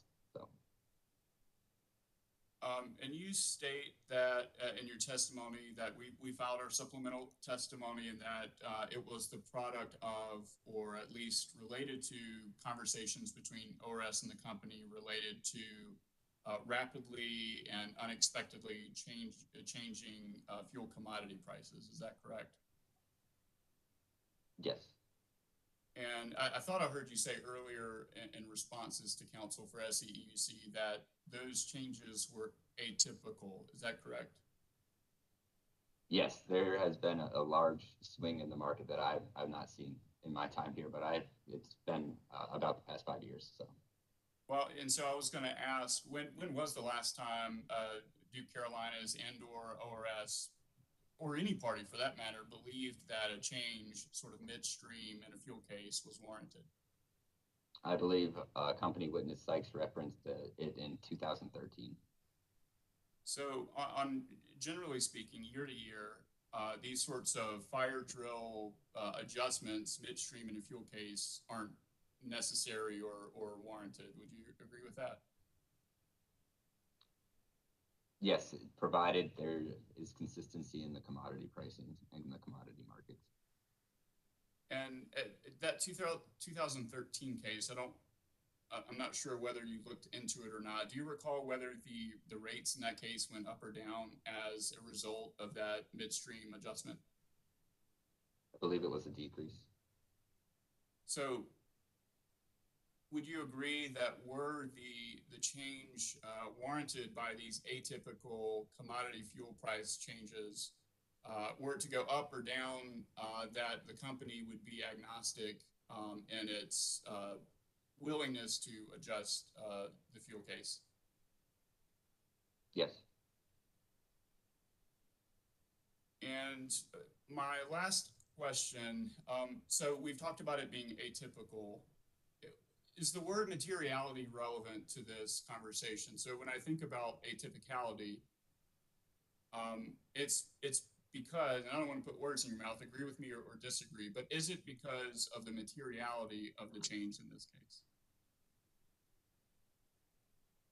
It really is due to the large increase, and it does, commodity prices, they oscillate, they vary, but provided they aren't large increases like we saw with, I believe, almost a 50% increase from when it was filed to the supplemental testimony. That is a large increase. And so more minor increases per the fuel clause would be captured in the true up the following year. Is that correct? Correct. That is correct. All right. Thank you, Mr. Sandinato. Thank you, Mr. Chairman. That's all I have. All right. We're in recess until 12 o'clock.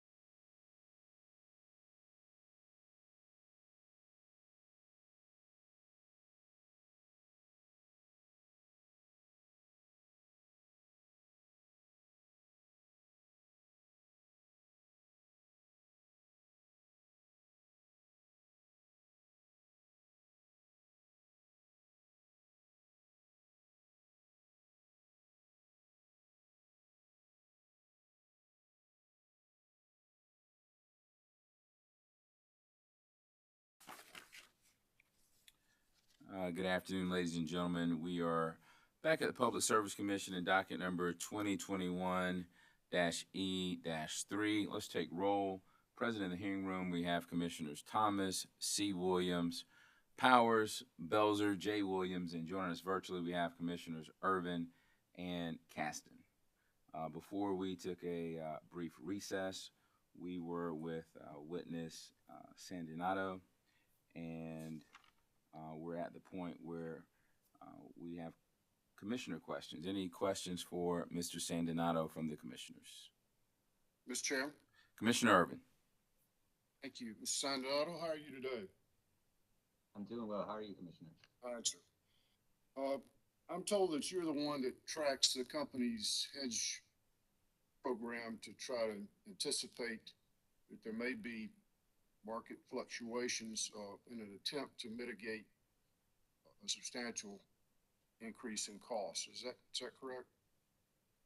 That is correct. I do review the company's hedging costs for the review period. Yeah.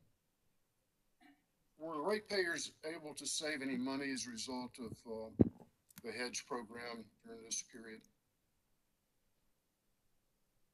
During this period, we saw months where there were some savings, in particular in May coming up to it. So we expect to see more savings coming into next year.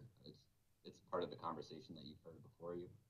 But ultimately, the hedging program was at a net cost of $14 million. Excuse me, Commissioner Irvin. Mr. Sandinato, if you could move your mouthpiece a little bit closer to your mouth, you're fading in and out. Could you repeat the last answer? Because you trailed off and I didn't hear the last response. Yes, sorry. So I'll just start from the beginning, Commissioner. The company did realize some savings in particular months during the review period. In particular, we started to see savings from the hedging program from realized hedges in May. And we expect to see some savings moving forward. But during the review period, the hedging program was at an ultimate cost of $14 million, approximately. I can give you the exact value if you'd like. All right. And so would you agree with me that historical data can be useful to a point, but then there are also other outside forces that can affect commodity pricing? Yes. And one of those forces that we've been dealing with now for seems like a long time is the COVID-19 virus and the effect that that's had on the worldwide economy. True? Yes, I'll agree.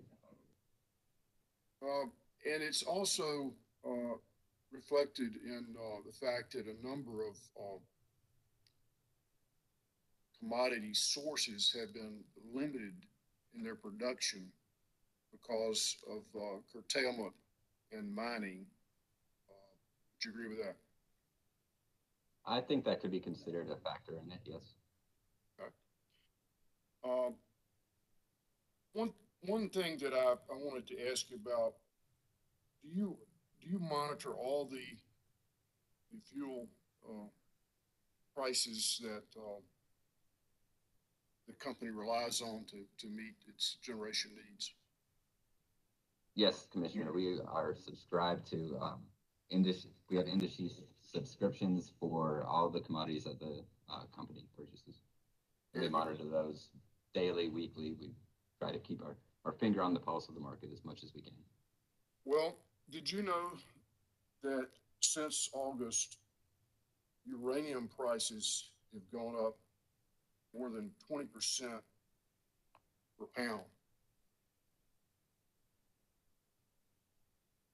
We had discussions with the company on uranium prices. Yes, we did. And they're projected to go even higher. Did you know that? Yes, sir. And so do you think the company is taking steps to hedge against these increased prices? And yes, we believe that. Yeah, what specifically are they doing to kind of up their game in the hedging market? I wouldn't say this is in the hedging market, but as part of uranium and nuclear fuel procurement, we know that the company is looking at outages and is continuously planning on how to make those purchases so that they do have a reliable source of nuclear fuel at the lowest cost possible. Well, what is the current spot price for uranium U-308, weekly spot price? Do you know? I do not have the spot price for uranium currently. Would $39 a pound sound about right? Subject to check. All right. And did you know that Morgan Stanley today said that in their forecast that by 2024, that $39 a pound uranium would cost $49 a pound? You aware of that?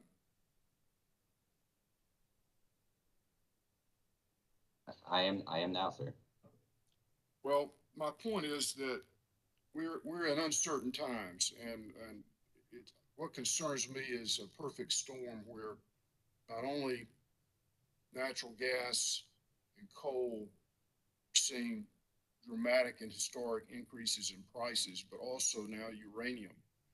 And given all this uncertainty, and given some of the speculation that we're seeing in the markets for the first time, don't you think it would be wise and prudent and reasonable to have more frequent forecasting reports rather than what your recommendation calls for is less frequent?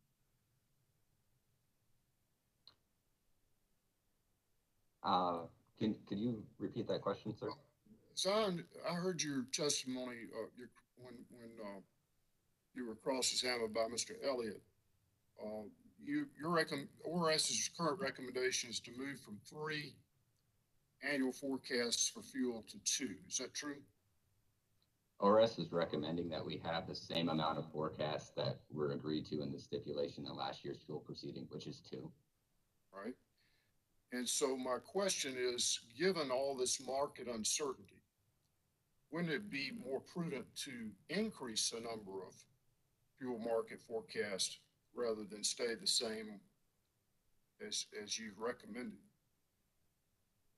Yes, it certainly could help to have additional forecasts.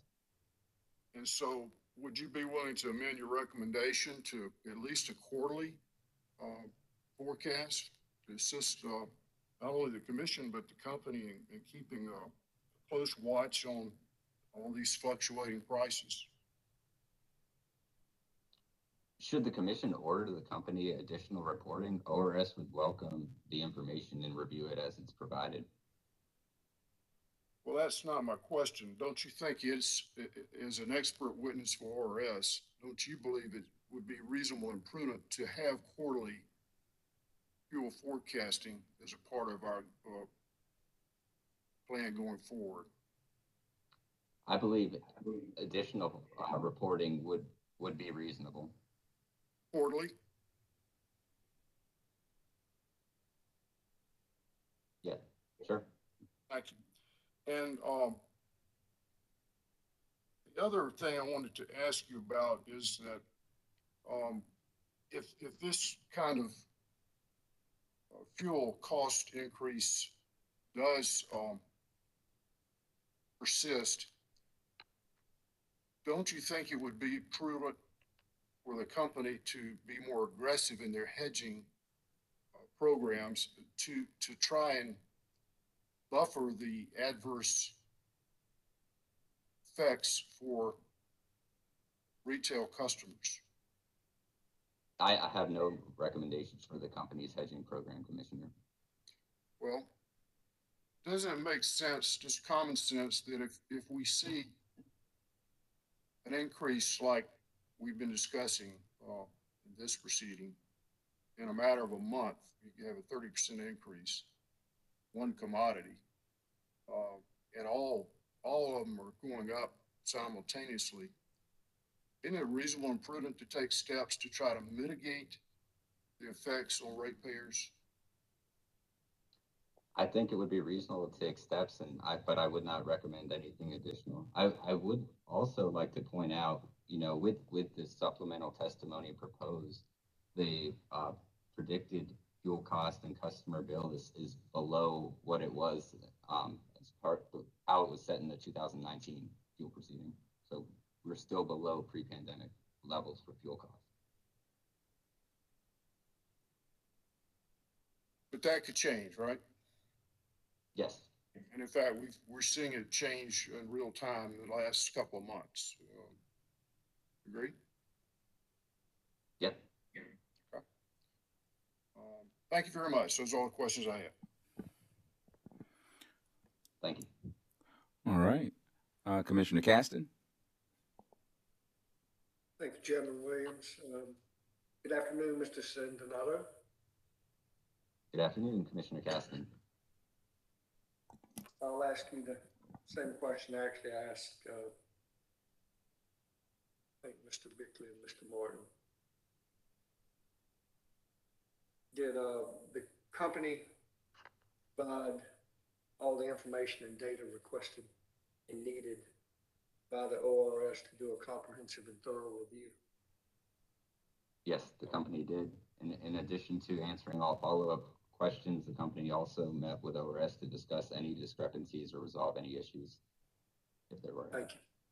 Thank you. No further questions.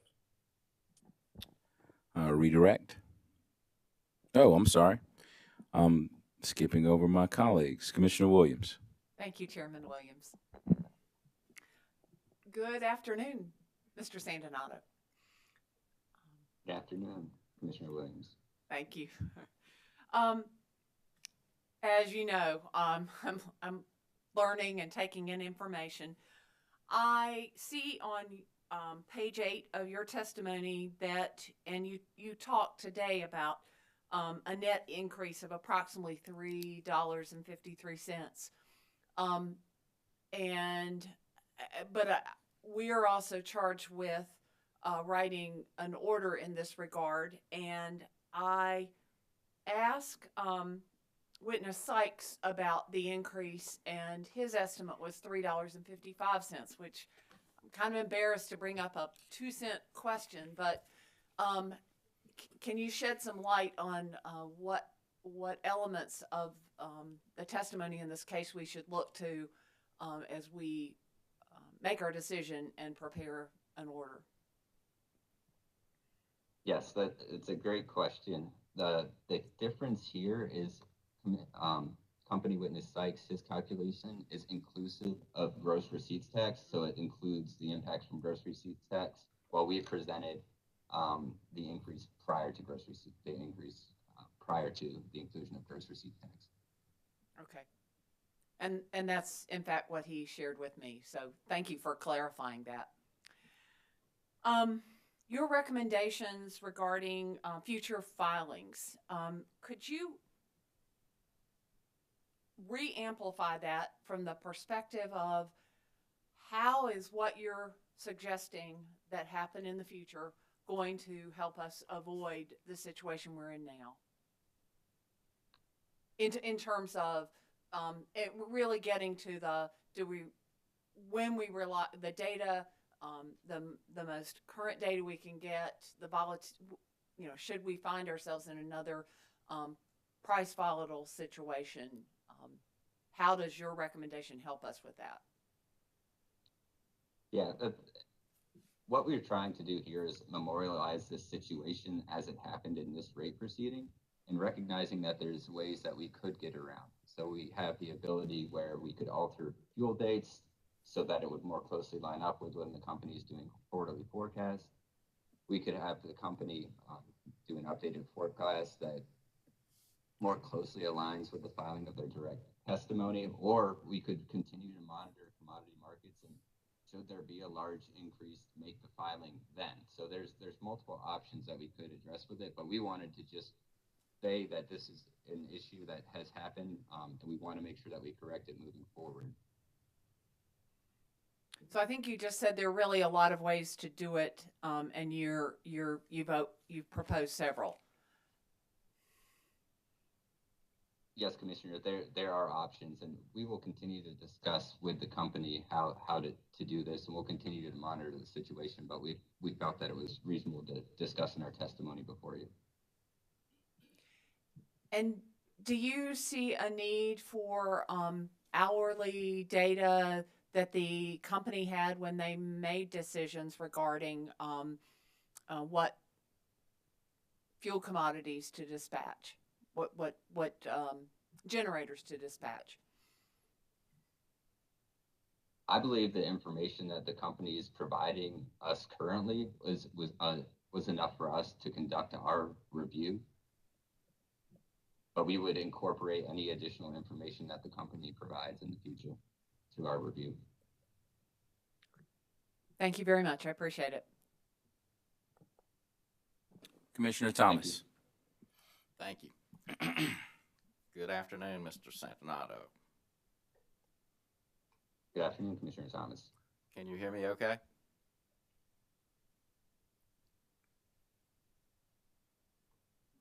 Can you hear me okay? Oh, yep, you're coming in now. Thank you. Let's talk a little bit more about hedging. So Commissioner Irwin brought out some good points for sure, and I just wanted to make sure that I have a better understanding. My understanding of the purpose of hedging is really geared more towards price stability, whether prices of fuels are going up or going down. It's to prevent rate shock, so to speak. Would you agree with that? Can you restate that, Commissioner? You were breaking a little bit in and out on my end. I apologize. Okay.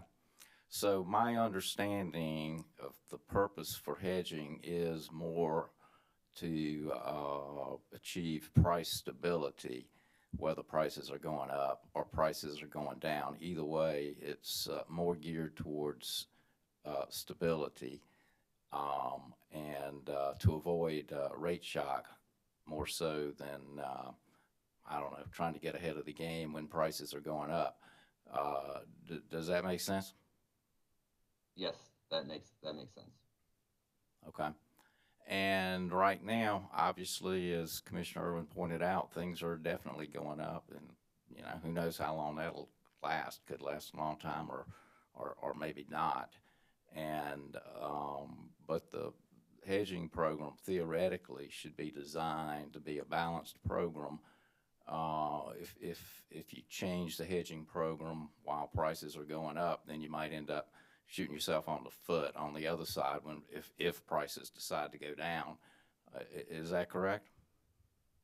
Yes, that is correct. And I think it's important to realize that, just because prices are currently increasing, it doesn't mean that they'll continue to increase in the near or long term. As recent as 2018, we saw the company purchasing gas at $4 per MMBTU down to where we came in last fuel review period with under 2. So, a measured approach to hedging is good. Okay. Thank you. I appreciate that. That's all I have. Thank you. All right. If there are no further questions for Mr. Sandinato, Attorney Huber, do you have any redirect? No, Mr. Chairman, we have no redirect, and we would ask that Mr. Sandinato be excused. All right. Mr. Sandinato, you may step down and you are excused. Thank you. Thank you, Mr. Chairman. Sorry. I was going to say that concludes our presentation. Okay, thank you, sir. So it appears we have one witness left. Is that correct? Yes, sir, that's correct. Okay. There has been much talk about this witness. Do the parties believe this witness will take a substantial amount of time? Or could we get through the witness before 1 o'clock? I would have to defer to the other parties. His testimony summary shouldn't take very long.